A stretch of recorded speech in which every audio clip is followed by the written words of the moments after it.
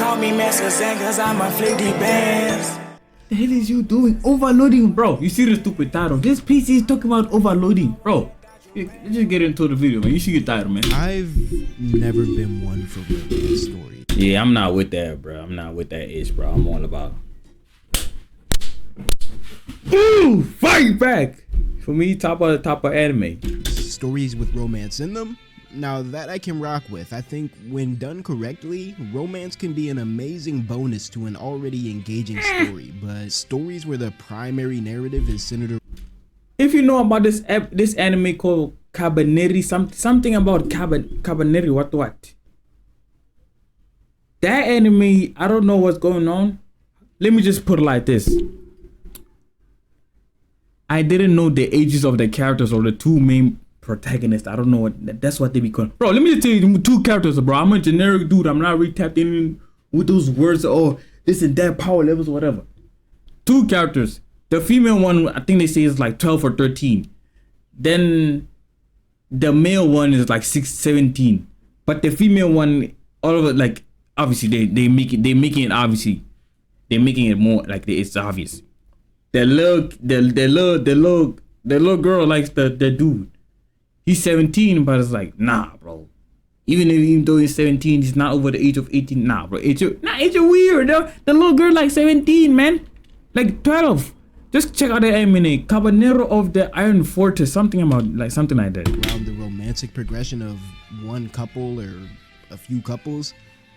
Yeah, bro, that's just never really been my cup of tea. Yeah. Romance anime have always been a bit weird to me. Full disclosure, despite everything I just said about not liking romance stories, I have like 2 of them in my top 5 anime of all time. So I guess I kind of lied to y'all. Again, the reason I give romance anime a bit of a pass in comparison to like live action rom-com movies is because I'm a fucking dweeb. But beyond, aren't we all? Hold on, yeah, here's the thing. Yeah, this anime right here. Why is you streaming a video, bro? I don't have unlimited data. You see this little girl right here? Hold on, can you even see? Oh yeah, you can see. These two people, man.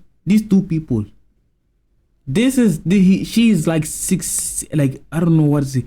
Let me just do this, bro. I know this is like it's weird or like it doesn't go along with the I don't know the video. Cabaneri with the age. You see, Momi, that's her name. She's 12.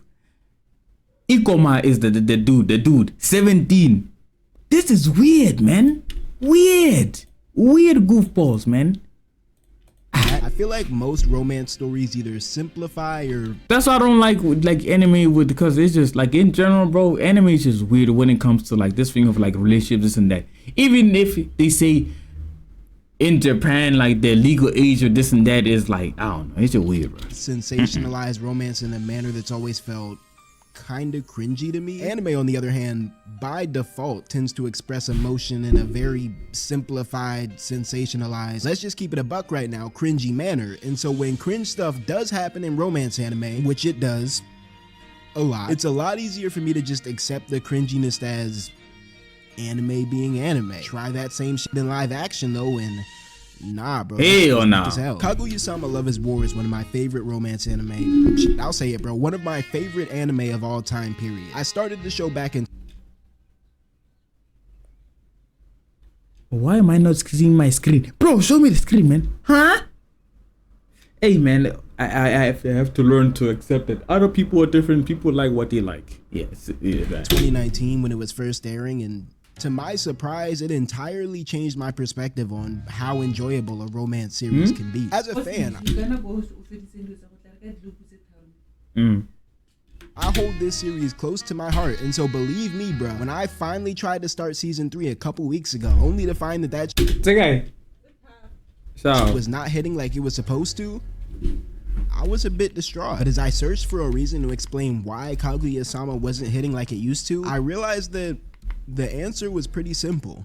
I had changed as a person. I'll only ever pick up a romance anime for one of 2 reasons. Reason 1, to watch some fluff, or reason 2, to hopefully see a reflection of my own experience on the screen. Kaguya-sama... Nah, bro. If I wanna see that whatever reflection, like he said, bro, I'm not good with explaining of the things. I'd rather watch the generic movie about it, like a generic romantic movie or I don't know. Is it a sitcom? I don't know what the hell that means, bro. I'm an average ass dude. I'm not really tapped in. Like you can say even normal people or average people know what a sitcom is. No, bro. I've been living off like YouTube, like the internet. I stopped watching TV like, bro, long ago. For me, so this thing of sitcoms, this and that, bro, it's action, romantic comedy or love comedy or whatever it is. Yeah.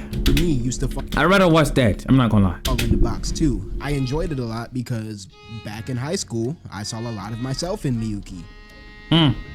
I'm 22 now. Ain't no damn Miyuki in me, bro. In an effort to find a new romance anime that I could see I'm 23 and I look like this.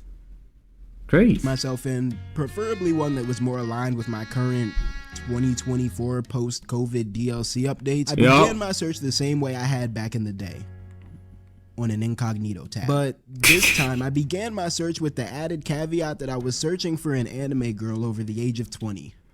I feel as if like if you're trying to find like that romantic anime for people our age, hey, bro, you gonna end up watching some hendertai, yeah. I don't know if I can even say that word on the actual word on the YouTube.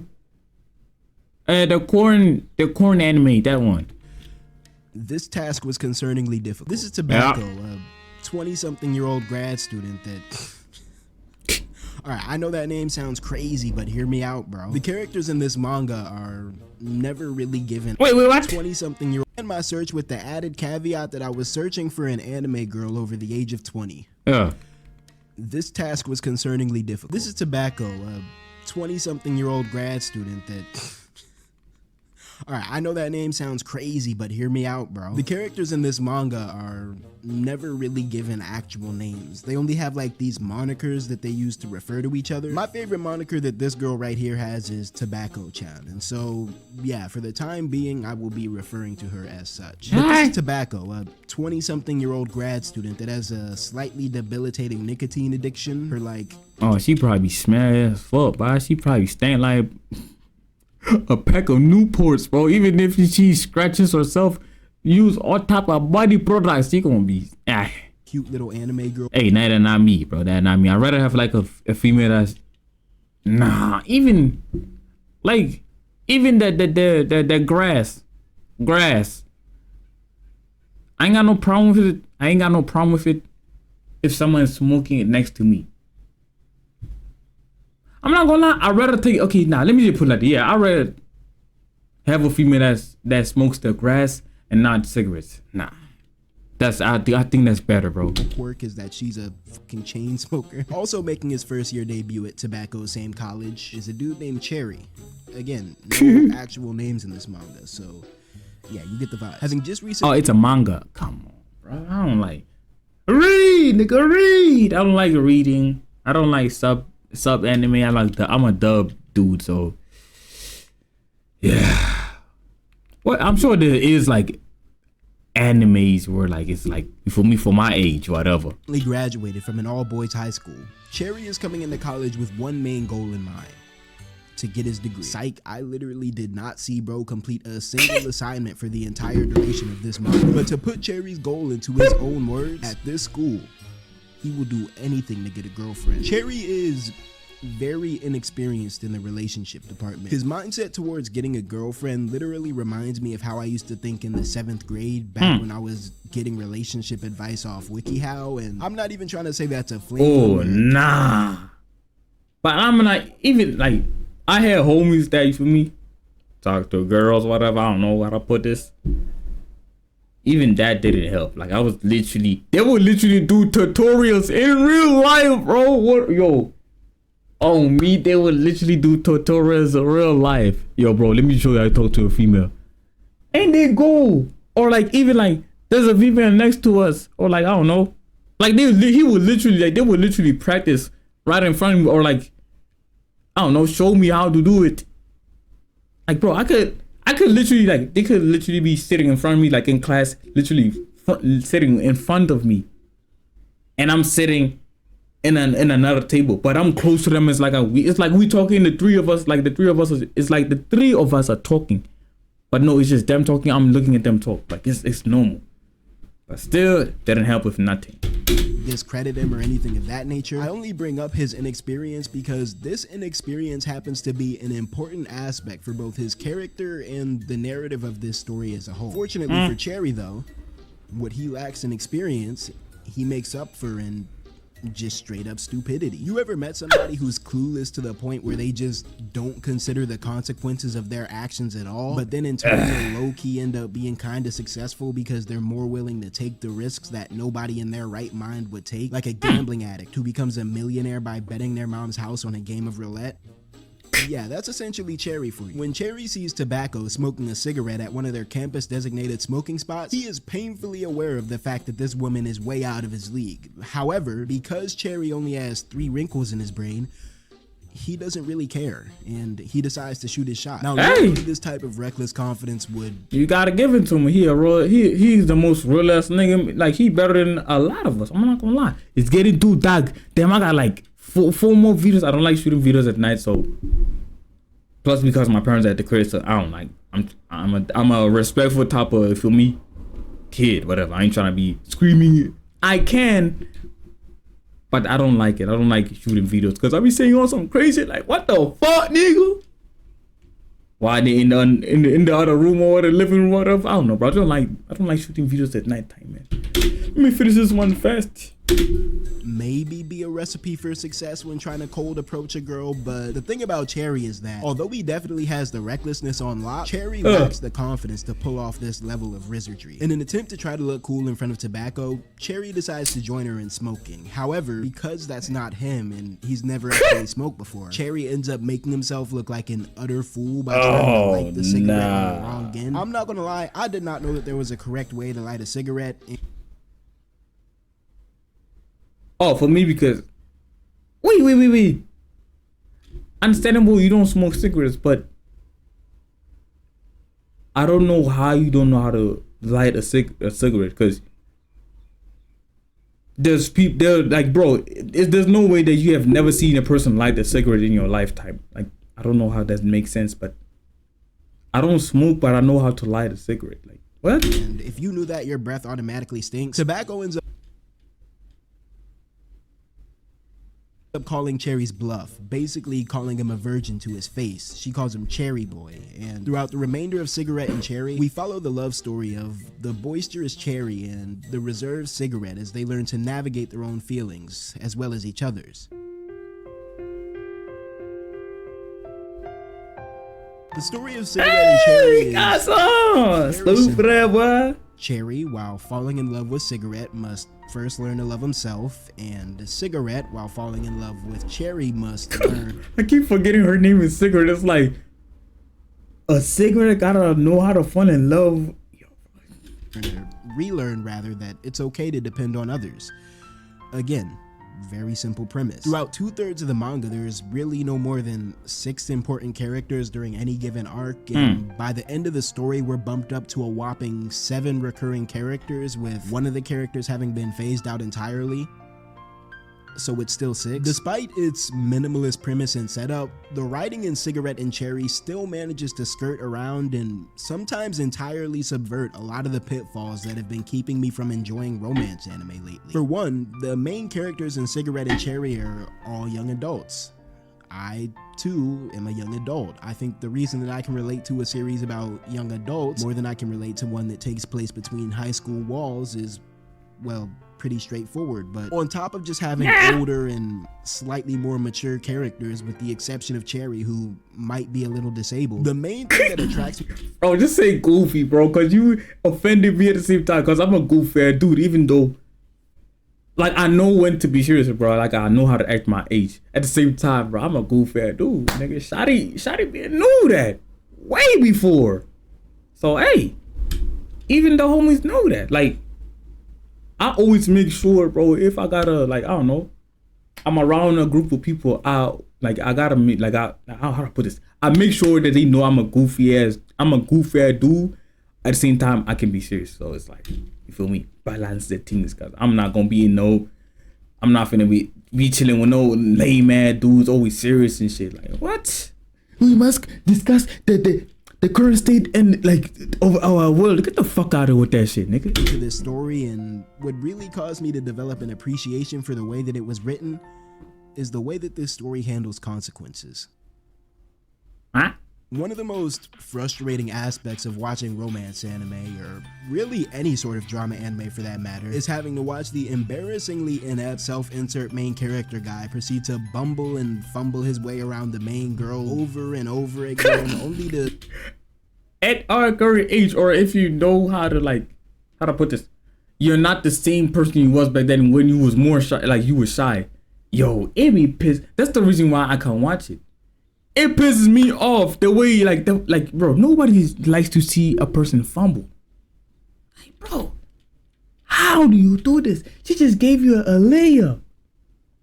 It's like, and I hate this about life too. Back then we were getting layups, but we were not able to secure the bag. Now we don't get no layups. And we know how to secure the bag. It's just like, what the hell? Now, if it's weird if I say, I wish I can go back, but how do I put this? Let me just say, I wish I could go back in time and teach the older me or the younger me. I don't know, bro. Yeah, how to handle situations, man. Damn, I would have been getting some coochie, but I never actually faced. I'm playing, bro. I don't want my homie see this, or I don't know, my shawty seeing this. I don't know. It can happen. She can end up. I don't know how. She don't watch my YouTube, but I'm making jokes, bro. I just like making jokes. Like I said, goof at ooh. Consequences for any of the bullshit that he or she actually, because sometimes it's the girls that be tripping. But the leeway that romance anime tend to give their leads when it comes to their interactions with their romantic interests, it's never really sat right with me. Focus, obviously, man. I enjoy characters with flaws. I enjoy characters that make mistakes. But I don't want to see a nigga making the same mistake. Come on, man. 7 times. Hell no. Seasons. And I definitely don't want to see a nigga get rewarded with cheeks for making these same mistakes, because I'm not gonna lie, I'm on my hater shit right now, bro. I want to see this fictional dunce fumble the bag, just like all of us over here in IRL have had to fumble the bag for our mistakes. When it comes to consequences, Cigarette and Cherry strikes the perfect balance between the fluffy fantasy that we all watch romance anime to see and the harsh reality that causes one to become depressed and seek out romance anime in the first place. Cherry is, simply put, an idiot. A fucking imbecile. And so if we're going by IRL standards, I can't imagine anyone, let alone anyone as level-headed and as conventionally attractive as Cigarette, being into this Nimrod. And so when you look at it from that perspective, realistically, the fact that D-rotting. That's D-rotting right there, right there. Didn't just end immediately after chapter 1 is more than enough self-insert fantasy to go around. Let's just be honest right now. Cherry is a constant fumbler. It's a core part of his character. It's the main aspect that keeps the story moving forward. And although Cherry's fumbles and missteps are sometimes played off as jokes, the author of Cigarette and Cherry actually does a pretty good job in keeping Cigarette's tolerance of Cherry at a healthy and realistic medium. When Cherry pulls some bullshit, Cigarette will most definitely call him out on it, and at points in the manga where Cherry fumbles hard, Cigarette, like any human being, will pull back a bit, forcing Cherry to live with the consequences of his actions until he makes them right. Cherry isn't rewarded for staying stagnant as a character. If he wants to better his situation or deepen his relationship with others, he's forced to grow as a person. And I'm not just talking about the, oh shit, it's episode 11 out of 12, time to have a life-changing epiphany type growth. Nah, bro, in Cigarette and Cherry, we spend time with these characters as they grow. We get to witness the amount of effort that this growth takes. We witness the way that this guy's review, or is it a recap? I don't know, bro. Great video. That's why I said, bro. Oh, bro, it would have been tough if it had an anime, bro. The friction that comes from this growth. And so when these characters do have moments where that development is finally put on display, it becomes a genuinely hype moment to read, bro, because it feels like you as a reader have just successfully emerged out of the down bad trenches with these characters. I've been fortunate enough in my life to experience many stories from all different types of media that I would consider great. Shit, I could probably think of dozens of stories off the dome that I describe as quote-unquote great in one regard or another. But for a story to really stick with me on that top tier level, it has to hit me in the right place at the right time. Now, this is something I can't really control, right? I kind of just end up stumbling upon stories that happen to meet me at the right moment. But one of the fears that I haven't been able to shake as I grow older is the fear that stories like this will become harder and harder to find as I approach unk ages. I'm still young as hell in the grand scheme of things, but even now I'm starting to feel a shift in my perspective towards a lot of the series that I hold dear. I can no longer relate to the plight of a high school superhero or a high school sorcerer the same way that I could when I started these stories. And sure, I'm still at an age where I have hundreds of stories that are being written to cater to me as a man in my early 20s. But look, bro, I won't be in my early 20s forever. And at first, that was a scary thought. At least, like, from a consumer perspective. I'm low-key excited to be... I'm trying to reach unk ages, bro. I'm trying to go crazy on the grill. Starting this... Man, hey, nah, boy, I just want, you feel me? I just want my own little crib, but, with the current, way that the times are, bro, the way it is out, the way it is now, you ain't gotta be like, back then it was like, oh, I wish I could be an adult so I can have my own crib. Now you can have a crib at a young age, so yeah, I don't know, bro. I just want my own crib, man. I'm not this year. I'm not trying to be an unk at the same time because I'm trying to live. How do I put this? Like, I don't want to be like, how do I put this, bro? I wish I could freeze at the best. Like, you can, how do I put this? When you were 17, you were ugly as hell. When you reached the age of 20, you that dog. I wish I could be that dog forever. At the same time, live for many years. Like you know, like the same look, the same energy, this and that. Have it for a lot of years. But yeah, like for a lot of years, like live on the planet for a lot of years while still having a lot of energy and not getting old. That's what I don't know. Hopefully you understand what I'm trying to say, man.